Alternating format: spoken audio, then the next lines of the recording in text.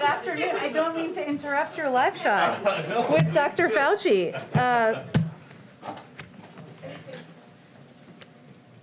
Good afternoon. Thank you for joining us today. Many familiar faces from yesterday back again. We are pleased to have Dr. Fauci here with us as part of the President's commitment to have public health experts lead our communication with the American people about the pandemic. Just to give you a bit of a run of show here, Dr. Fauci will speak at the top about the state of the pandemic, the status of vaccines. He'll take some of your questions.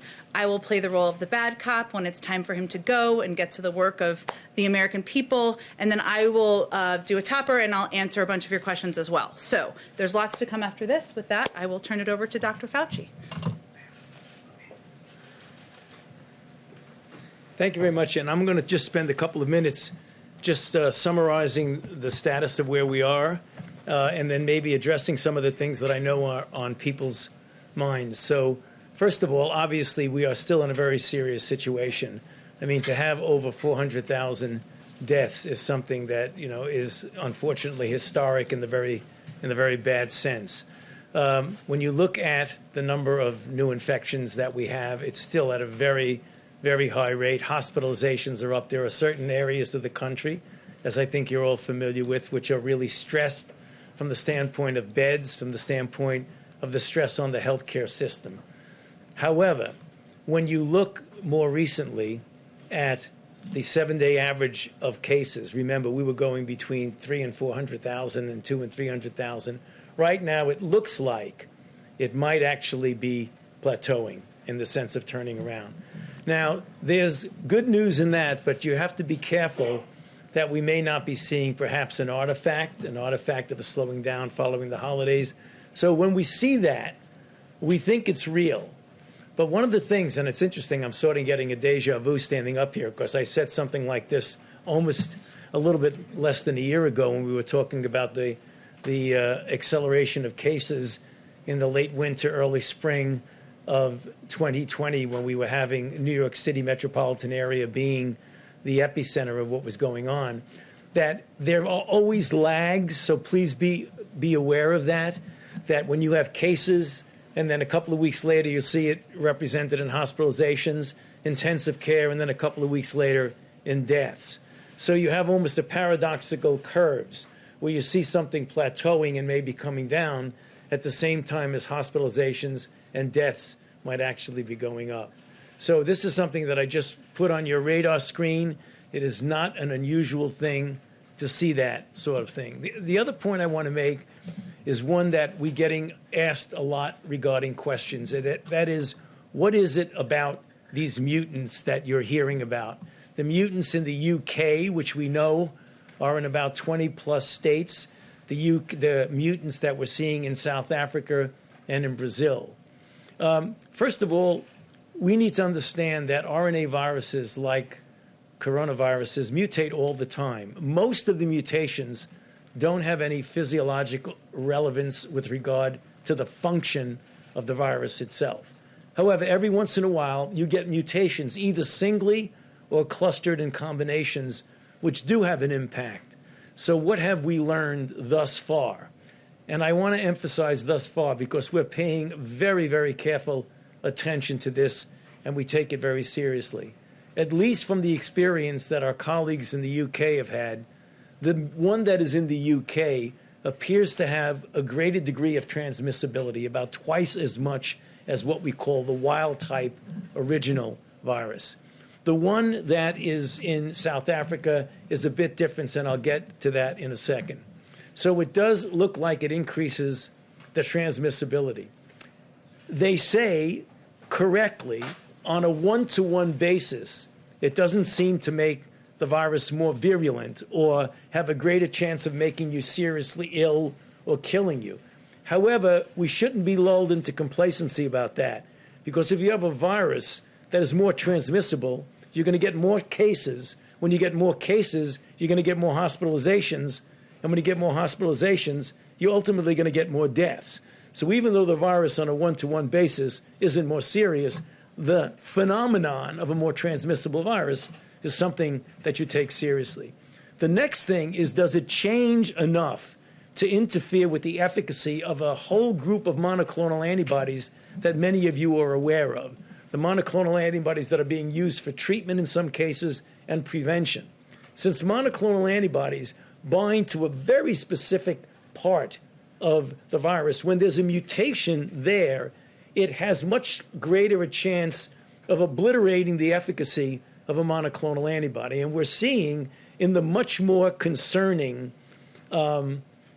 mutations that are in South Africa and in some respects Brazil, which is similar to South Africa, that it is having an effect on the monoclonal antibodies. The real question that people are quite clearly interested in is, what is the impact on the vaccine?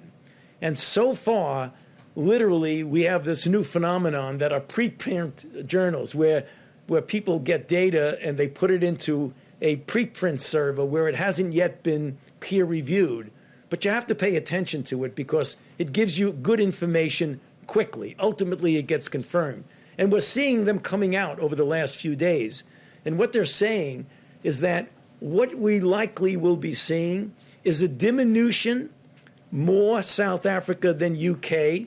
UK is that diminution in what would be the efficacy of the vaccine-induced antibodies. Now, that does not mean that the vaccines will not be effective. And let me explain why. There's a thing called a cushion effect. So if you have a vaccine like the Moderna and the Pfizer vaccine that can suppress the virus at a dilution, let's say, of 1 to 1,000, and the mutant influences it by bringing it down to maybe 1 to 800 or something like that, you're still well above the line of not being effective. So there's that cushion that even though it's diminished somewhat, it still is effective. That's what we're seeing, both certainly with the UK, which is very minimal effect. We're following very carefully the one in South Africa, which is a little bit more concerning, but nonetheless not something that we don't think that we can handle. What is the message? Because someone could say, now, wait a minute, if you have the possibility that the vaccines are diminishing in their impact, why are we vaccinating people? No. It is all the more reason why we should be vaccinating as many people as you possibly can. Because as long as the virus is out there replicating, viruses don't mutate unless they replicate. And if you can suppress that by a very good vaccine campaign, then you could actually avoid this deleterious effect that you might get from the mutations. Bottom line, we're paying very close attention to it.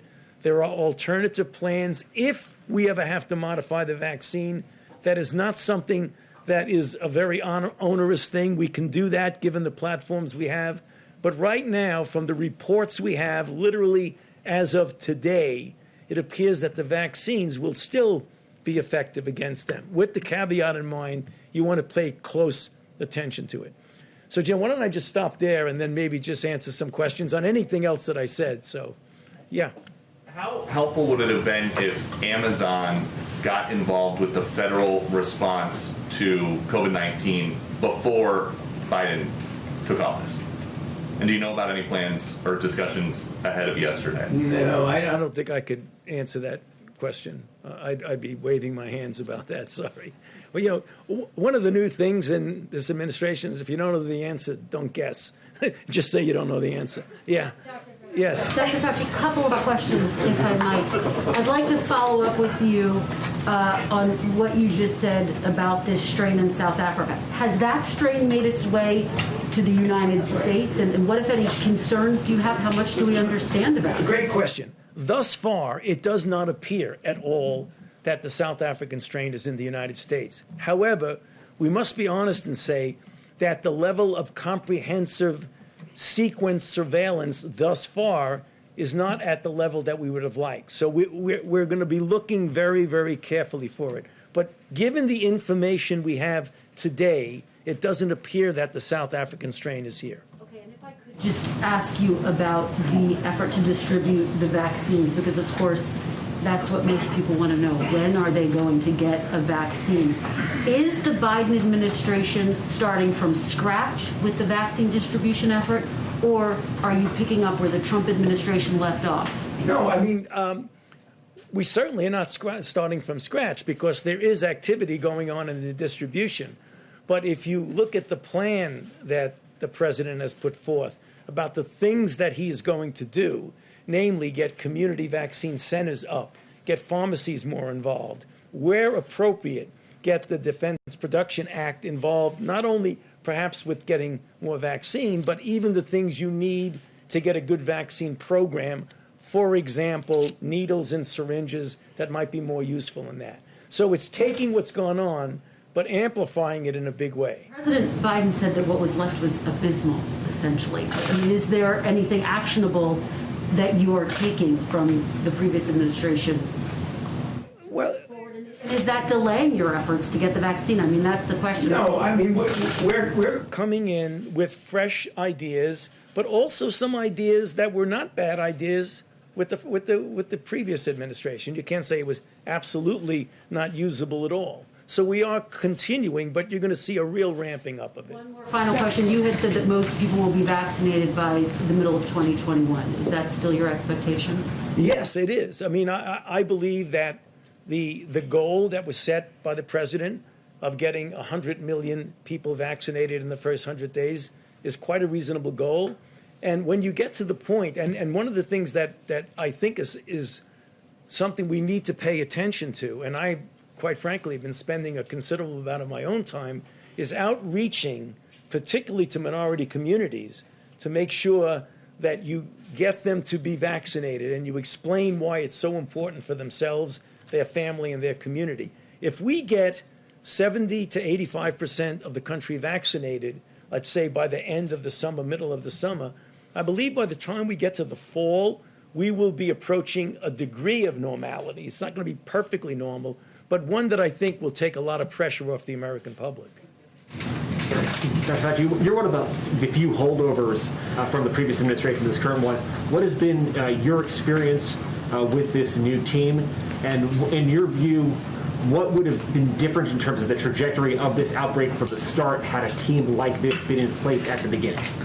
Well, I can tell you my impression of what's going on right now. The team, I don't know if I can extrapolate other things, but one of the things that was very clear as recently as about 15 minutes ago when I was with the president is that one of the things that we're going to do is to be completely transparent, open, and honest.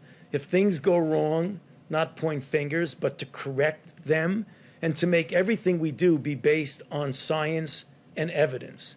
I mean, that was literally a conversation I had 15 minutes ago with the president. And he has said that multiple times. That you, looking back on your comments over the last 10 or 12 months, would like to now, with that sort of license, to amend or clarify? No, I mean, I always said everything on the base. That's why I got in trouble sometimes. Right. Yes. You mentioned pharmacies. The new CDC director said today that the goal of getting vaccinations into pharmacies by the end of next month isn't realistic, as had been previously suggested. When will most Americans be able to get a vaccination in their neighborhood pharmacy? Well, I didn't hear that comment. Are you talking about Dr. Walensky's comment? I didn't hear that comment, so I don't really want to comment on the comment. But what she may be saying is that for many people in this country who don't have access to a pharmacy, they may not be able to utilize getting things in the pharmacy. I'm not sure. I want to be careful because I'm not sure that's what she said.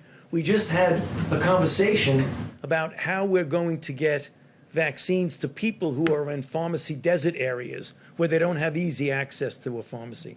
And that's something we're working on and taking very seriously. But just to be clear, if you are in an area where you do have access to a CVS or a Walgreens, right, when will you be able to get access to this vaccine like you would a flu vaccine? You know, in the spirit of not guessing, I'm not quite sure when that will be, but we can get back to you on that. And just on the broader timeline, you mentioned the fall. We just heard the president say, the brutal truth is that it is going to be several more months. Just to be clear, you're saying by the fall, the majority of Americans you think will be vaccinated? No, I didn't say that. I said if we get the majority of Americans, 70 to 85% vaccinated by then, we could have a degree of herd immunity that would get us back to normal. The concern I have, and something we're working on, is getting people who have vaccine hesitancy who don't want to get vaccinated, because many people are skeptical about that. So we really need to do a lot of good outreach for that. I mean, I don't know what the best case scenario for me is that we'd get 85% of the people vaccinated by the end of the summer. If we do, then by the time we get to the fall, I think we can approach a degree of normality. On the mutations that you were talking about, a question about how exactly they increase transmissibility. Does it take less exposure time to get it? No. What it is that you can do in vitro in a test tube setting, binding an affinity to the receptors, which you have in your nose, in your lung, and in your GI tract. The receptor for the virus is called an ACE2 receptor, and the facility or affinity with which a virus binds to that means that it very likely will have a better efficiency of infection and replicate more in the nasopharynx. So that's how you make that determination in the test tube. Then you look epidemiologically and you see a spike going up in the sense of number of cases, and they sort of match each other. A virus that has the ability to easily bind to and replicate with your receptors is one that likely will spread easier. Mean that you'd have more viral load? Well, you could, yes. In fact, it would mean, because if it binds more easily, it could replicate in the nasopharynx more easily, and it is likely that you would have a higher viral load. Does it make masks less effective in that case? No, it makes it the reason why you absolutely should be wearing a mask. It doesn't necessarily make it less effective. If you properly wear a mask, then you'll be okay. On the UK strain, do you have any data on how widespread that strain is in the United States? Well, I think it's in at least 20 states that people have mentioned. Exactly. The real question that's going to be asked, is it going to become the dominant strain, or will the strains we already have prevent it from flourishing and being the more dominant strain? But it is here for sure. Yeah. Just a follow-up on vaccines. Some state and local authorities are saying that they would be able to distribute more vaccines if they had more. Is the Biden administration now trying to increase production by Moderna and Pfizer in the next 6 weeks? Yeah, as well as to utilize what we hope will be another player in the field, the J&J, Janssen, as well as other of the companies.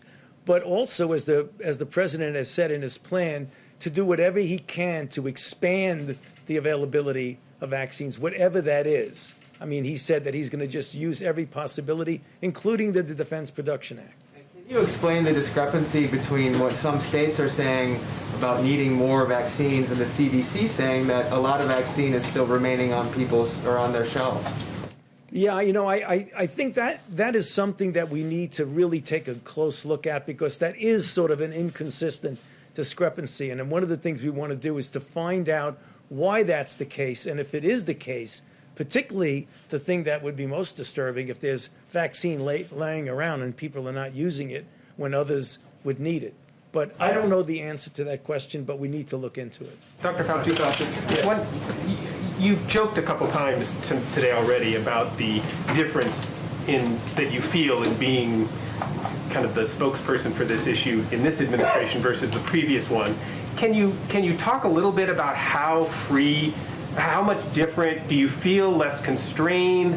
What is the, you for so many times you stood up behind the podium with Donald Trump standing behind you. That was a different feeling, I'm sure, than it is today. Can you talk a little bit about how you feel kind of released from what you had been doing for the last year? Yeah, but you said I was joking about it. I was very serious about it. I wasn't joking. No, actually, I mean, obviously, I don't want to be going back, over history, but it was very clear that there were things that were said, be it regarding things like hydroxychloroquine and other things like that, that really was uncomfortable because they were not based on scientific fact. I can tell you, I take no pleasure at all in being in a situation of contradicting the president. So it was really something that you didn't feel that you could actually say something and there wouldn't be any repercussions about it. The idea that you can get up here and talk about what you know, what the evidence, what the science is, and know that's it. Let the science speak. It is somewhat of a liberating feeling. You were basically banished for a few months there for a while. You feel like you're back now? I think so. Well, Okay. that's Mike Shear. You don't want to take questions from him. Thank you, Dr. Fauci, so much for joining us. We really appreciate it, and we'll have him back again. So Thank you. well, thank you, everyone. As I promised, we'll have a full briefing from here. So, as you know, just a few moments ago, the president also released a national COVID-19 strategy and signed 10 executive orders and other directives to move quickly to contain the crisis. Underpinning everything the president signed today and everything we do every day will be equity. Some highlights of those actions include an executive order to fill supply shortfalls for vaccinations, testing, and PPE. The president directed agencies to exercise all appropriate authorities, including the Defense Production Act, to accelerate manufacturing and delivering of supplies such as N95, masks, gowns, gloves, PCR swabs, test reagents, and necessary equipment and material for the vaccine. The president also signed a presidential memorandum to increase federal reimbursement to states and tribes for the cost of National Guard personnel, emergency supplies, and the personnel and equipment needed to create vaccination centers. An executive order that established a COVID-19 pandemic testing board to bring the full force of the federal government's expertise to expanding testing supply and increasing access to testing. An executive order to bolster access to COVID-19 treatments and clinical care, establishing a comprehensive and coordinated preclinical drug discovery and development program to allow therapeutics to be evaluated and developed in response to pandemic threats. Sorry, I had to clear my throat. There's a lot here. He also issued an executive order directing the Departments of Education and Health and Human Services to provide guidance on safe reopening and operating for schools, child care providers, and institutions of higher education. An executive order on the Occupational Safety and Health Administration to immediately release clear guidance for employers to help keep workers safe from COVID-19 exposure. An executive order to require mask wearing in airports or certain modes of public transportation, including many trains, airplanes, maritime vessels, and intercity buses. And an executive order establishing a COVID-19 health equity task force, something we had previously announced, but making it official today, to provide specific recommendations to the president for allocating resources and funding in communities with inequities in COVID-19 outcomes by race, ethnicity, geography, disability, and other considerations. These steps, of course, build on the actions we announced yesterday. I had an additional update. Some of you may have seen this come out through late last night, but I wanted to share with you that as a result of one of the executive orders President Biden signed yesterday, the acting Homeland Security Secretary issued a memorandum to review and reset immigration enforcement priorities. For 100 days, beginning tomorrow, the Department of Homeland Security will pause removals for certain individuals. This pause will allow the administration to review and reset enforcement policies and ensure that resources are dedicated to the most pressing challenges and that we have a fair and effective enforcement system rooted in responsibly managing the border and protecting our national security and public safety. I had one other item I just wanted to flag for you about something the First Lady is up to. Let me see if I can find that, or I will circle back to it a little bit later. With that, I'm happy to take your questions. Zeke, why don't you kick us off? Thanks, Jen. There was some reporting earlier today about the president's commitment to extending New START. Can you talk about what the president's directive on that front has been? Additionally, can you confirm that the president requested reports from the new DNI for an assessment on potential foreign interference in the 2020 election, and then also the SolarWinds Act? I can confirm that the United States intends to seek a 5-year extension of New START as the treaty permits. The president has long been clear that the New START treaty is in the national security interests of the United States. And this extension makes even more sense when the relationship with Russia is adversarial, as it is at this time. New START is the only remaining treaty constraining Russian nuclear forces and is an anchor of strategic stability between our two countries. And to the other part of your question, Even as we work with Russia to advance U.S. interests, so too we work to hold Russia to account for its reckless and adversarial actions. And to this end, the President is also issuing a tasking to the intelligence community for its full assessment of the SolarWinds cyber breach, Russian interference in the 2020 election, its use of chemical weapons against opposition leader Alexei Navalny, and the alleged bounties on U.S. soldiers in Afghanistan. So that's hopefully answered all of it. That was a mouthful. And just changing gears for a quick second to COVID and the negotiations with Capitol Hill, how long is the president willing to pursue bipartisanship? Democrats are already talking about a reconciliation process. Is there, given the critical need for some sort of aid here that the president's talking about, is there a deadline at which he's giving Republicans, is it February 1st? Is it President's weekend by which he'll say, no, we're going to do this by reconciliation instead?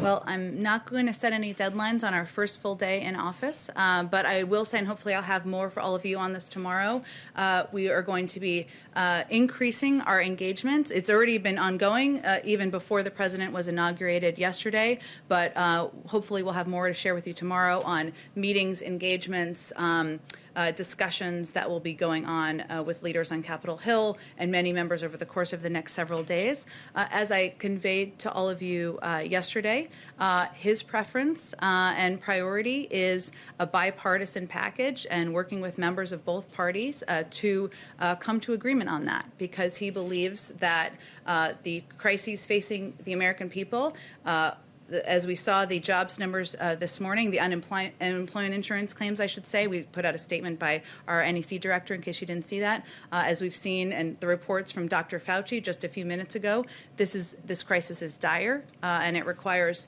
immediate action. And we hope and expect members of both parties to work together to do that.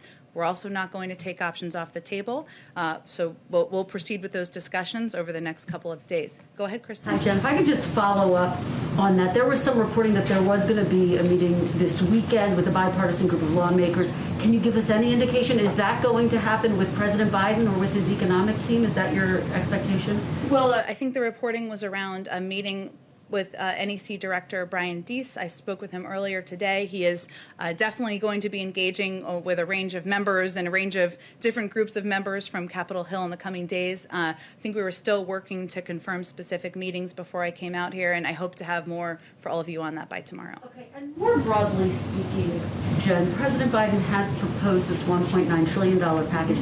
You already have some Republicans who say, we just passed a stimulus plan. They're not going to get on board with this. Mitt Romney among them, who says we just passed a program with over $900 billion. And some people say the price tag is just way too big. So how does President Biden expect to get this passed with bipartisan support? And how does that fit into his broader message of bipartisanship, proposing something like this that's that big? Well, I think it fits perfectly into his message of bipartisanship. He wants to work with Democrats and Republicans to address the crises that the American people are facing, whether they live in red states or blue states or Democrats or Republicans. The package was designed based on recommendations from health experts, from economists. It's been applauded by everyone from Senator Bernie Sanders to the Chamber of Commerce.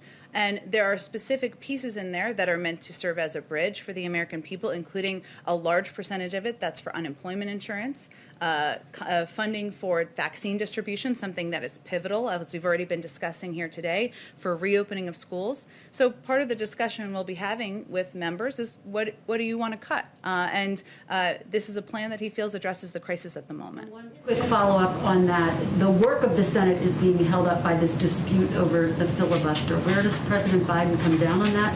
Does he think that there should not be a filibuster so that the Senate could move forward with its work?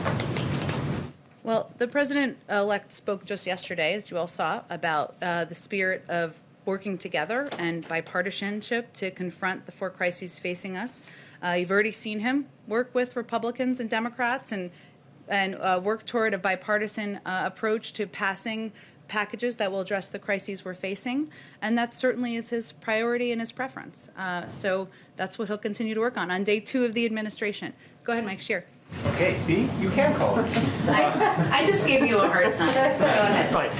So I want to push you a little bit more on that question. Mm-hmm. Like, if there's this call for unity that the president made in his speech yesterday, but there has so far been almost no fig leaf even to the Republican Party. You don't have a Republican cabinet member like President Obama and I think President Clinton had.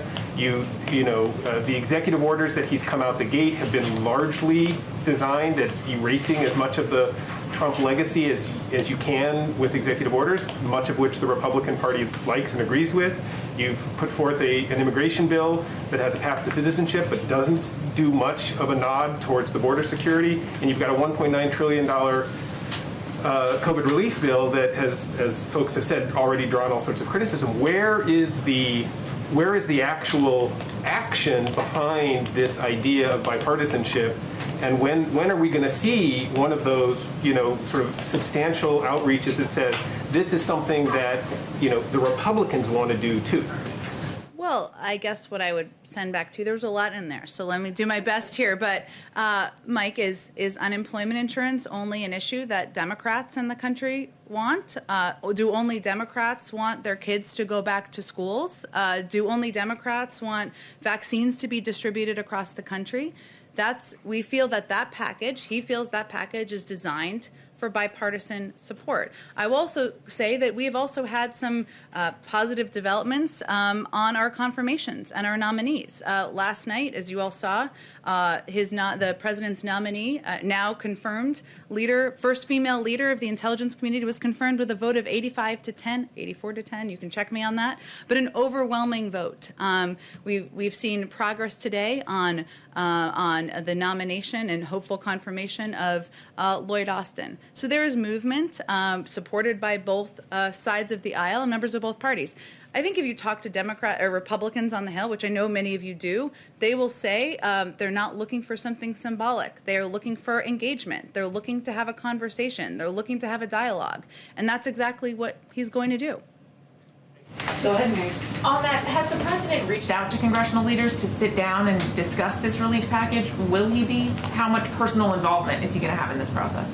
I expect he will be rolling up his sleeves and will be quite involved in this process, Mary. And he was. Yesterday was quite a busy day for him, as you all know. His schedule was minute by minute, and his family was here.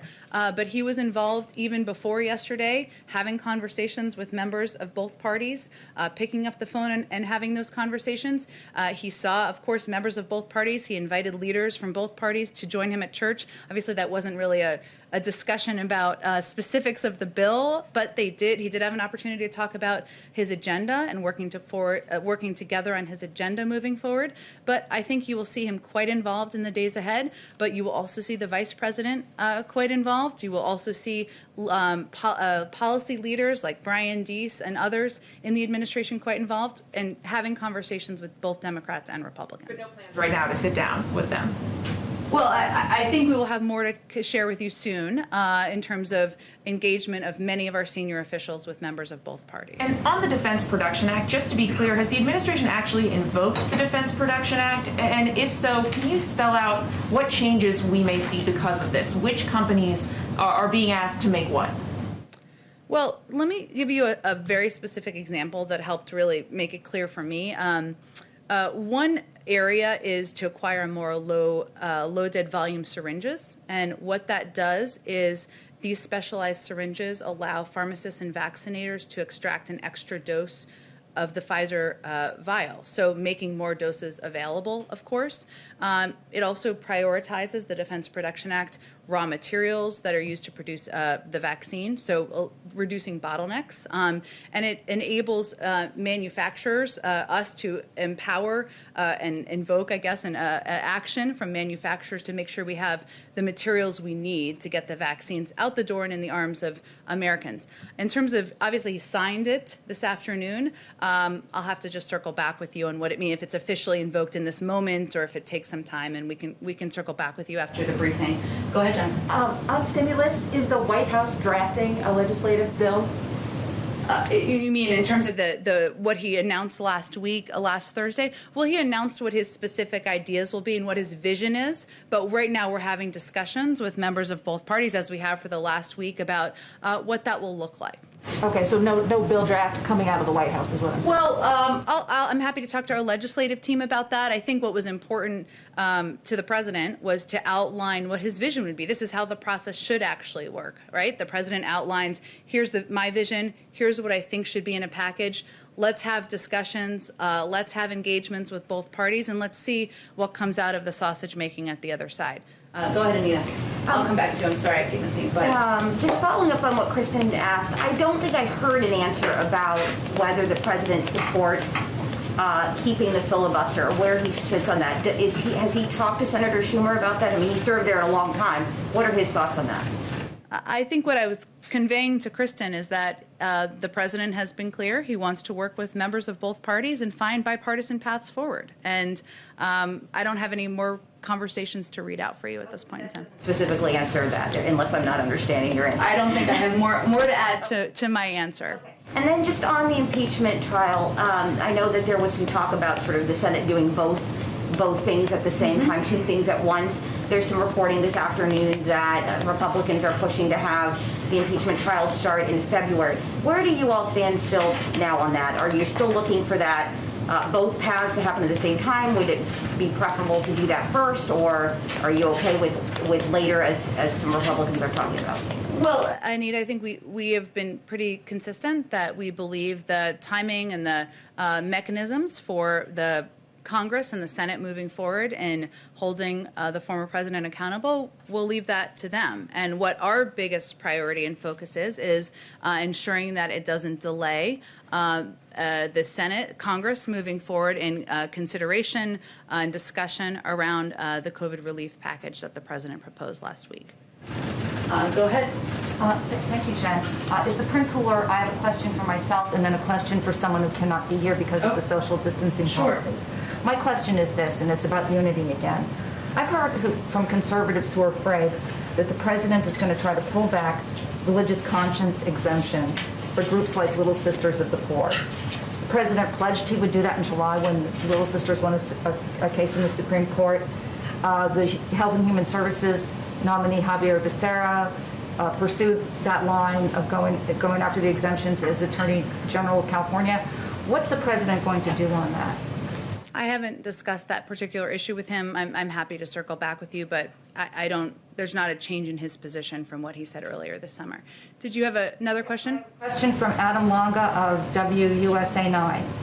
He says, we saw the president warmly greet Mayor Bowser during the parade yesterday. She is pushing for the D.C. statehood measure to be on the president's desk within 100 days. Will the administration get behind this bill, and does the president support it?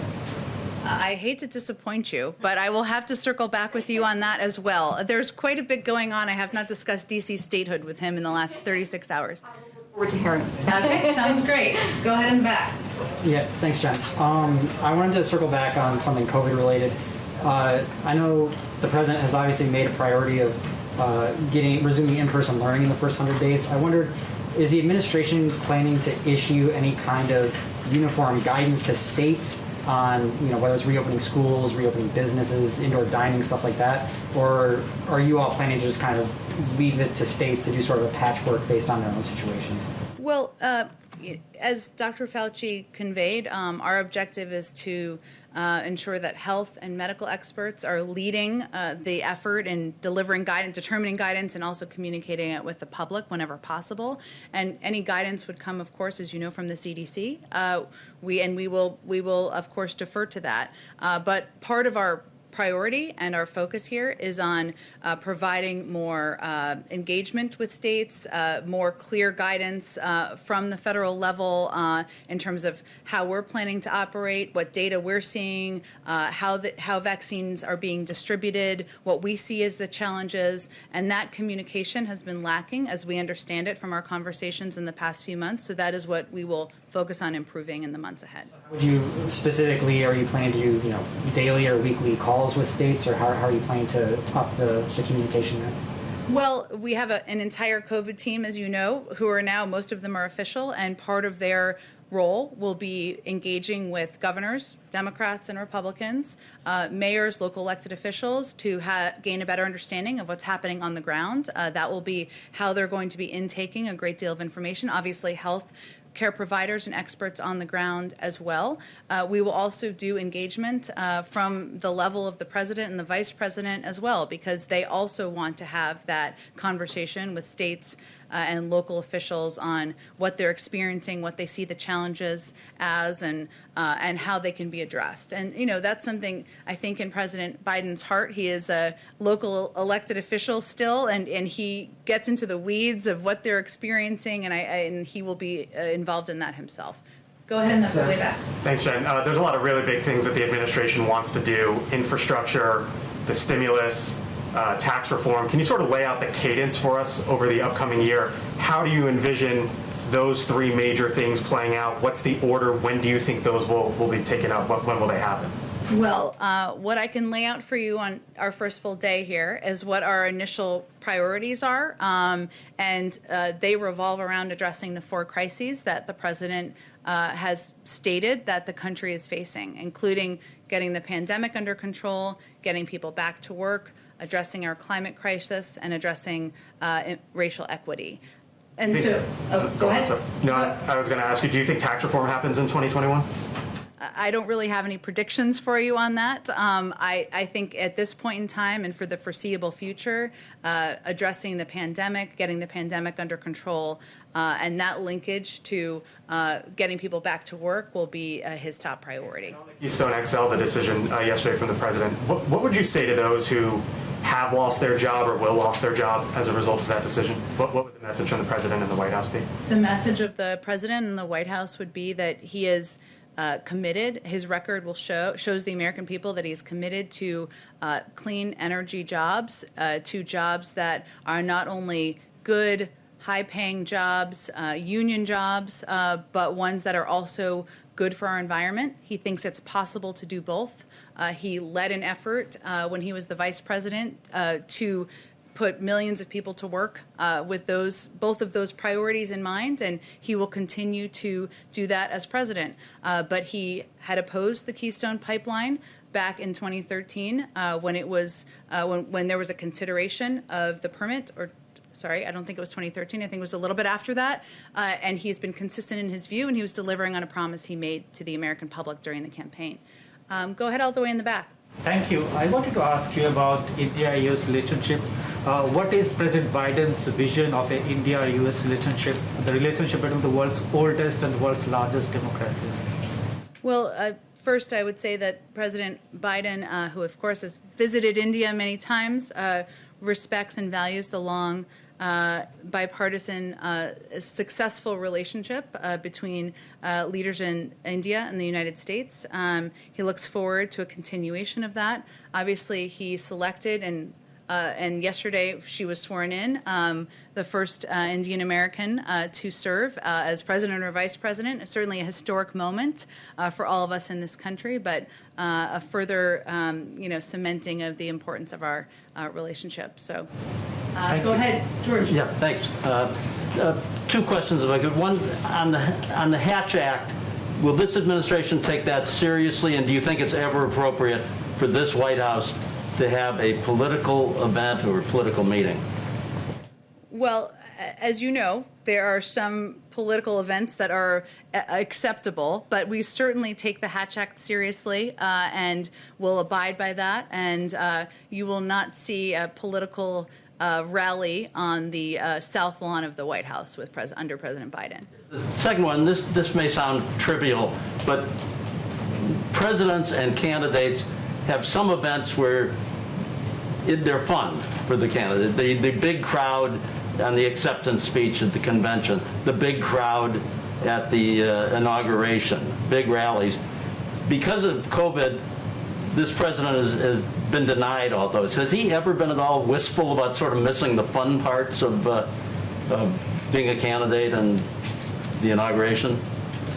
Not in front of me, George. I will say that even yesterday, or of the last couple of days, he tried to find a moment of joy with his family and with his grandchildren, who bring him a great deal of joy, and a recognition of of course, the great responsibility he has on his shoulders, but a moment in history that he was playing a very important part of. So I would say he's been in public office, as you all know, for decades, and he's had many joyful moments, but this moment, serving as president, coming in at a crisis where thousands of people are dying from a pandemic every day, millions of people are out of work, is not really a time for daily joy as the leader of the free world, and he's focused on doing his job to get the work done for the American people. Go ahead. Why weren't President Biden and all members of the Biden family masked at all times on federal lands last night if he signed an executive order that mandates masks on federal lands at all times? At the inaugural Memorial, yes. I think, Steve, he was celebrating an evening of a historic day in our country, and certainly he signed the mask mandate because it's a way to send a message to the American public about the importance of wearing masks, how it can save tens of thousands of lives. We take a number of COVID precautions, as you know here, in terms of testing, social distancing, mask wearing ourselves, as we do every single day. But I don't know that I have more for you on it than that. But as Joe Biden often talks about, it is not just important the example of power, but the power of our example. Was that a good example for people who are watching who might not pay attention normally? Well, Steve, I think the power of his example is also the message he sends by signing 25 executive orders, including almost half of them related to COVID, the requirements that we're all under every single day here to ensure we're sending that message to the public. Yesterday was a historic moment in our history. He was inaugurated as President of the United States. He was surrounded by his family. We take a number of precautions, but I think we have bigger issues to worry about at this moment in time. Go ahead, Anita. Jen? You mentioned... Oh, sorry, Jeff. Let me go to Jeff, Anita, because I already went to you, if that's okay. Jeff, go ahead. Thanks very much. Follow up on the New START. Do you have any indication from Russia that they will object to the extension of 5 years, and has the United States already alerted Moscow about its desire? Well, we have not, obviously, as you know, a number of our nominees have talked about our intention during their confirmation hearings over the past couple of days of extending New START. I don't have any calls to read out for you, but I can check and see if any notifications or discussions have happened this afternoon. And a follow-up on something from yesterday, which I think you referred to, that President Biden had said that President Trump left him a very generous note, and he didn't want to talk about it until he spoke to President Trump. Are President Biden and former President Trump going to have a call? There's no call planned. What he was conveying is that he didn't want to release a private note without having agreement from the former president. But I wouldn't say he's seeking it through a phone call. He just was even trying to be respectful in that moment of a private letter that was sent. With regard to the former president, has President Biden spoken to Speaker Pelosi at all about the timing of when she plans to bring the impeachment articles to the Senate and how he would like to see this trial proceed? President Biden has been pretty clear about what the focus of his conversations are and what his intention is with his engagements with leaders from both sides of the aisle and in both houses of Congress, including with Speaker Pelosi, someone he's known for quite some time. And that is his intention and focus on getting the COVID package through. So he will leave it to her and to now Leader Schumer to determine what the path forward and the timeline will be in holding the former president accountable. Anita, go back to you. Yeah, you earlier mentioned 4 priorities of the president. I was surprised to not hear immigration per se in that, because yesterday many of the executive orders were about immigration. There were 2 major agency releases last night about immigration. The bill is being introduced today. Do you not see that as sort of the second big push after the COVID bill? Where do you see that? And I guess I would say, why is it, I was going to ask you, why is it going to be, why is it such a priority after the COVID bill, but you didn't even list it, so I wanted to kind of clarify that and get your thoughts on it. Well, I wouldn't read into that other than immigration we consider as part of racial equity and part of which is a broad issue, but that's how the president has spoken about that crisis over the past several months, and clearly it is an enormous priority to him because we moved forward in announcing the specifics of an immigration bill, an immigration package he is eager to move forward on with Congress on his first day in office. But as you know, there's been a lot of history on efforts to do comprehensive immigration reform, to do any form of immigration reform. And what we're hopeful is that this will be a moment of reset and a moment to restart discussions on Capitol Hill.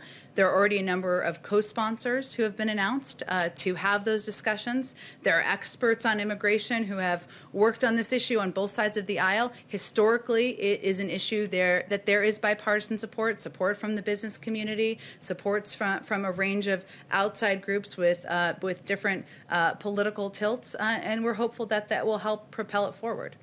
Menendez said today on a call, he called it a Herculean, effort to get this through. As you know, it hasn't gone through, as you just mentioned before. I mean, there are Republicans grumbling today that there's not more in that bill that they want to see. So is that bill, what do you think the prospect of that bill getting through is? Well, I don't know that I can predict that the first day. I mean, it's only been out for 24 hours. But what was important to the president in the outline of this bill is that it is addressing a couple of areas that he doesn't feel have been effectively done in the past. The last 4 years, the immigration policy has been based around funding for a wall. That has not worked, even to keep the country safer, even to keep bad actors out. And so his approach is multi-pronged. It is to do smart security that will help address and use technology to address key border crossings, address ports of entry more effectively and efficiently, and putting that oversight in the hands of the Department of Homeland Security. It will also help address root causes of migration, and that hasn't been in past bills, as you probably well know, Anita. It was not in the bill in 2013, but it's something that he has been an advocate for in his time in public office. And it also has a pathway to citizenship for the 11 million undocumented immigrants who are living in the country. There are components of here in the bill that address a lot of the issues that have not been addressed in the past, and certainly the components of it that are talk about smart security are the kind of border security that we think is essential and more effective than what we've seen over the past couple of years. Go ahead. Oh. Can I go to Zeke first and then to you, Kristen? Go ahead. I just wanted to follow up on a question I asked the President an hour or so ago about the 100 million vaccines in the first 100 days target.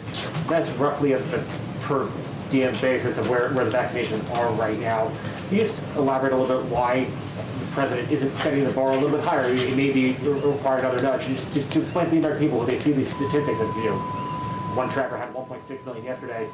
Why isn't the President shooting just a little bit higher given the magnitude of the crisis here? Well, none of us are mathematicians, myself included, so I asked our team to do a little math on this. So the Trump administration was given 36 million doses when they were in office for 38 days. They administered a total of about 17 million shots. That's about less than 500,000 shots a day. What we are proposing is to double that to about 1 million shots per day. And we have outlined this goal and objective in coordination and consultation with our health and medical experts. So it is ambitious. It's something that we feel is bold and was called that certainly at the time. And we're working overtime to help to achieve it, try to achieve it. But is the President trying to, he obviously would try to exceed that if possible. Is it possible we may see in a couple of weeks or a month that the President would up that goal? Well, Zeke, there are a lot of factors that go into determining how many shots can get into the arms of Americans. We feel confident we can achieve this goal. Obviously, there are other vaccines that are being considered at this point in time by the FDA. There is funding that will be needed for distribution. There are a number of steps that will help expedite at some point in time. But right now, our focus is on what many health and medical experts have consistently called a bold goal. I will note also that some of the reporting this morning, which Kristen asked about earlier, was that the Trump administration left us with no plan. It's hard for them to both be exactly true at the same time. And our team has been putting together a plan, our own plan, as Dr. Fauci talked about, for some time to achieve this goal. But he also mentioned that there are a number of challenges. It's not just about lining people up, as you all know, but for people watching in a football stadium and giving them shots. We have to overcome vaccine hesitancy. We have to get to health communities where they don't have access to health centers. That was outlined. A number of steps to address that were outlined in the president's plan today. This is a bold goal. We're going to work every day to achieve it, and we'll build from there. There's a lot more of the administration to go from there, and more work on COVID to be done. Go ahead, Kristen. Jen, President Biden is reversing a number of former President Trump's policies, and we're seeing some of former President Trump's staffers be placed on leave or be reassigned. Is there an attempt to purge Trump officials? Well, there's a new administration, so obviously there are a number of new officials in place. I know there was some reporting, for example, and I don't know if this is who you're referencing, so you tell me if not, of the head of the NLRB. That's an individual who was not carrying out the, anyone would tell you, not just from our administration, the objectives of the NLRB. And so they're no longer in their position, and we'll make those decisions as needed. So there's not an effort writ large, but you're reassessing individuals. Well, Kristen, as you know, when a new administration comes in, there's a massive changeover in political appointees and nominees and people who will serve in a variety of roles. There are some people, Christopher Wray as an example, I'll just bring him back up, who will continue to serve in his role. But we have great value for career officials, for the officials who have been the heart and soul of agencies across government since long before the Trump administration, but who have served through the Trump administration as well. On COVID, the question. Did the transition officials know before yesterday that Amazon wanted to get involved in such a meaningful way? We saw, not that I'm aware of. I'm happy to check. I mean, when the reporting came out, I asked the question, and I think internally, and what was conveyed to me, and I don't think we discussed this yesterday, was that we've had a lot of outreach, some privately, some publicly, from a range of businesses and private sector entities, and we certainly welcome that, and we'll be considering all of those offers and what makes the most sense in our plans and proposals. So, because there are some Trump officials saying they were never offered help from Amazon, and so they're essentially saying they think this was a political call for Amazon to wait while lives were hanging in the balance, but you're saying that is not the case. I'm not aware of the timeline of when Amazon reached out. That sounds like a question for Amazon to me. Jen, what did you think about all the pardons that Trump handed out on his way out the door? And do you know if the DOJ or anyone is reviewing any of those? Well, as you know, we nominated an attorney general just a couple of weeks ago, Merrick Garland. We're eager to get him confirmed in the coming weeks, hopefully soon. Our view on the pardons, Jennifer, is that it's not a model for how a Biden Justice Department would work. It's not a model, I should say, for how President Biden would use his own power. He would use his own power far more judiciously. But we are looking forward. And most important for us and for him is that the Justice Department, as we look ahead, is independent, makes decisions of their own accord, including the review of any investigations or judicial steps that have been taken. Can I do a follow-up? Thank you. Okay, I think we're about to conclude it here, but because it's my second day, let's take two more questions. Go ahead in the back. Attorneys. Yes. Is the president going to listen to the pardon attorney? President Bush told President Obama that he should use the pardon power early on. But we know that the pardon power has been in disrepute in the last week because of President Trump's pardons. Is President Biden going to try to use the power quickly? Or, you said judiciously. What's his take going to be? Well, judiciously, and I'm not saying you're conveying this, but just for clarity, is not meant to convey speed. It's just meant to convey how he approaches it. As you know, he has a long history on judicial issues, having served as the chairman of the Judiciary Committee many years ago. But On day 2, I don't have any prediction for you in terms of how he would use pardon attorneys or the role, but he has great respect for and value for independence, as you know, and for the role of the judiciary and the independence of that role. Okay, last actual question. Sorry. I appreciate it, and I'm going to bounce off Jeff here of conversations that may or may not have happened. Can you tell us, has President Biden spoken to the Fed chair, Jay Powell? If he hasn't, does he have any plans on speaking to him at any point in the near future? And generally speaking, how does the president view the stewardship of the Fed chair during this economic crisis? I don't have any calls to read out for you or to predict for you with the chairman of the Federal Reserve.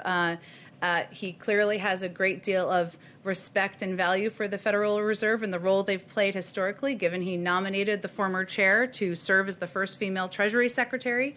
But I don't have anything more for you. I can venture to get more for you from our economic team. Thank you, everyone. I'll see you again tomorrow. Thanks, Ben.